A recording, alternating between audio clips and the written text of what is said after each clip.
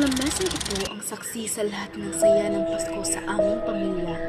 4 na silya, 4 na kwento at isang tahanang puno ng pagmamahal. Pero sa paglipas ng panahon, may mga bagay na hindi kayang panatilihin ng tradisyon. Sabi nila, kapag nawala ang asawa, parang hindi na kagaya ng dati. Parang may kulang. Pero hindi ako naniniwala. Kung gugustuhin mo, maging buo ang pamilya mo. Mangyayari yan. Kung gugustuhin mo.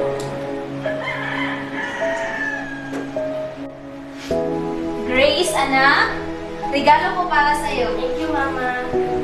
Nasaan na pala yung ate mo? Baka nasa kwarto, Ma. Ana? Ana! Yes, Ma? Regalo ko, anak, para sa'yo. Wow! Merry Christmas!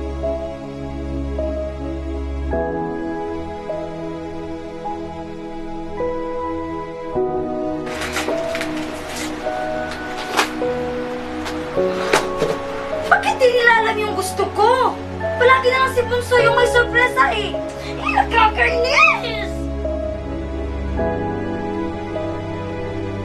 Salamat at pumayag kayong magtipon tayo. Napakasaya ng gabi ito. Nandito lang sana kayo nagkakaroon. Hindi sana masaya tayo. Ano mo nasabing espesyal ang araw nito, Ma? Palagi ako muna sa kwento mo. Hindi mo man lang ba ako nakikita, Ma? Palagi na lang si Grace! Ana, anak! Ay.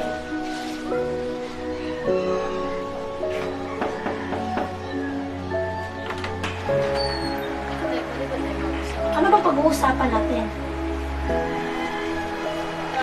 Ate, minsan na tayo magkasama. Mas ngayon o, hindi ba panahon ito ng pagpapatawad at pagmamahalan? Gusto ko makasama ni Mama ngayong Pasko.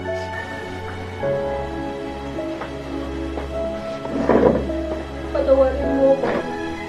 Alam ko hindi ako naging mabuting sa'yo. Marami akong pagkukulang. Sisiguraduhin ko na mararamdaman mo ang pagmamahal na hinahanap. Patawad. Hindi alam ni Mama ano. Mama. Pasko ngayon. Panahon na ng bagong simula. Hindi kailanman mapuputol ang samahan ng isang pamilya, lalo na kung pipiliin nating magmahal at magpatawad.